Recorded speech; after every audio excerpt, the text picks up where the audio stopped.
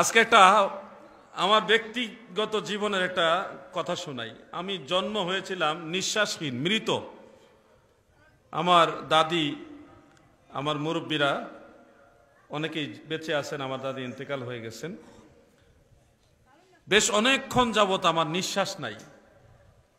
সবাই ধরে নিয়েছে যে আমি মৃত। অনেকক্ষণ হয়ে গেল, মানে সবাই আশা ছেড়ে দিয়েছে যে বাচ্চাটা মৃত, মরা হয়েছে, নিঃশ্বাস নাই। যিনি আমার দাইমা ছিলেন, তিনি আমাকে অনেকভাবে নাকি চেষ্টা করছে, যে নাড়াচাড়া দিয়া, চাপ দিয়া, বিভিন্নভাবে ওনাদের কায়দায়, যে নিঃশ্বাসটা চালু হয় কিনা। সর্বোচ্চ চেষ্টা চালিয়েও ওনারা ব্যর্থ হয়ে গেলেন যে বাচ্চাটা বেঁচে নেই। তখন আমার দাদি যান, আমার দাদি, তিনি আমার এই ছোট্ট শিশু ছিলাম, সবেমাত্র দুনিয়াতে আসছি, এইভাবে উপরের দিকে তুলে বলছে, আল্লাহ, আমার এই নাতি, আমার প্রথম নাতি, তুমি দিছো, নিও না। তুমি যদি আমার নাতির রুহু ফিরায় দাও, তোমার বলি শাহজালালের দরবারে আমি একটা খাসি নজরানা দিব। আমার দাদি এইভাবে তুইলা নিচে নামানোর পর অটোমেটিক আমি নিঃশ্বাস নিয়েছি, কোনো নাড়াচাড়া নাই। পরে আমার মনে আছে, আমি যখন একটু বড় হয়েছি, আমাকে নিয়ে আমার দাদি আর ময় মুরব্বীরা সিলেট বাবা শাহজালালের দরবারে নিয়ে গেছে এবং একটা খাসিও দিয়ে আসছে, রান্না করে সব মানুষের খাওয়াইছে। আমি তখন ছোট, আমার মনে আছে এই ঘটনাটা। আল্লাহর ওলিদের উসিলায় আমি নিজেই আল্লাহ পাকের দরবার থেকে হায়াত পাইছি। শাহজালাল ইয়ামানি মুজাররাদি রহমাতুল্লাহ আলাইহির উসিলায় আমি হায়াত পাইছি। হায়াত দিছে কে? তুমি কি বুঝবা? তুমি ওলি আল্লাহ বুঝবা না? তুমি জানো না ওলি আল্লাহর উসিলায় অসাধ্য সাধন হয়? তুমি এটা বুঝবা না। জনাব আলাউদ্দিন জিহাদি সাহেব তার এই বক্তব্যের ভেতরে স্বীকার করলেন বা বর্ণনা করলেন যে তার জন্মের সময় কিছু সমস্যা হয়েছিল, অর্থাৎ তিনি নাকি মৃত জন্মগ্রহণ করেছিলেন। তার দাদি শাহজালালের দরবারে একটি ছাগল নাজরানা করেছিলেন, মানত করেছিলেন, সেই উসিলায় তিনি তার জীবন ফিরে পেয়েছেন। সেজন্য তিনি এখানে উদ্বুদ্ধ করছেন তার শ্রোতাদেরকে বা জাতিকে যে তারাও যেন অলি আল্লাহদের মাজারে যান, সেখানে যে দোয়া করেন, তাহলে দোয়া কবুল হবে।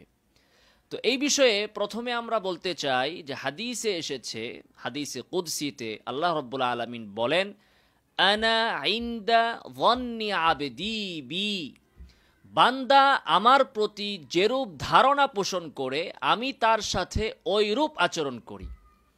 এখন কোনো বান্দা যদি সে তার ভাগ্যকে এভাবে নির্ধারণ করে ফেলে যে অমুক হিন্দু ঠাকুরের কাছ থেকে তাবিজ আনলে, ঝাড়ফুঁক করলে, পানি পড়া আনলে আমার এই রোগ ভালো হবে, তো আল্লাহ সুবহানাহু ওয়া তাআলা তার এই রোগ ভালো হওয়ার বিষয়টি তার ওই বিষয়ের সাথেই সম্পৃক্ত করে দেন। ফলে সে ওই হিন্দুর কাছে যায়, যে ঝাড়ফুঁক করায়, হিন্দু কুফরি কালাম করে ঝাড়ফুঁক করে, কিন্তু এই কুফরির দ্বারা, কুফরি মানে আল্লাহকে অবিশ্বাস করার যে কালাম, সেগুলোর দ্বারা ঝাড়ফুঁক করার পরেও আল্লাহ তাআলা তাকে সুস্থ করে দেন।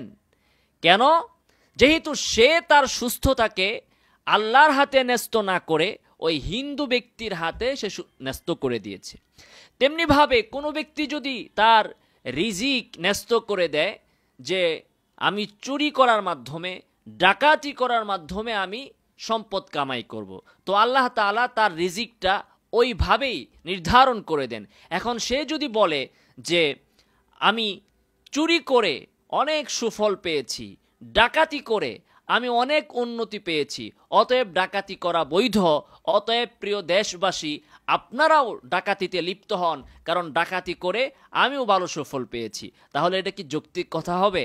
ঠিক আলাউদ্দিন জিহাদি সাহেবের বক্তব্য এমন, তিনি বলতেছেন যে তার দাবি শাহজালালের দরবারে মানত করেছেন, সেই মানতের কারণে তিনি তার জীবন ফিরে পেয়েছেন। অতএব তিনি নিজেই এই বিষয়ে পরীক্ষিত একজন ব্যক্তি, তাই তিনি তার শ্রোতাদেরকেও উদ্বুদ্ধ করছেন তারা যেন মাজারে মানত করে।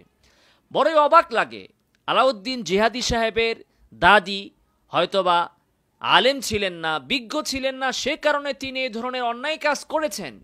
কিন্তু জিহাদি সাহেব কোরআন হাদিস পড়ার পরে তার তো উচিত ছিল তার দাদির সেই কৃতকর্মের জন্য, তার দাদির জন্য তার ইস্তেগফার করা, ক্ষমা প্রার্থনা করা, আল্লাহর কাছে মাপ চাওয়া যে আল্লাহ আমার দাদি তিনি না বুঝে নাজায়েজ মানত করেছে, মাজারে মানত করেছে, যেটা নাকি নাজায়েজ।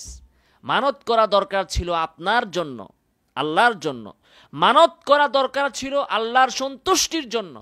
সেইটা না করে আলাউদ্দিন জিহাদি সাহেবের দাদি মানত করেছে শাহজালালের দরগায়, আর জিহাদি সাহেব সেটার জন্য অনুশোচনা বোধ না করে, তার দাদির জন্য ক্ষমা প্রার্থনা না করে, তিনি নিজেও ওই অজ্ঞ ব্যক্তিদের মতো, মূর্খ ব্যক্তিদের মতো মাহফিলে বসে সেটারই তিনি প্রচার প্রসার করছেন। নাউজুবিল্লাহি মিন যালিক।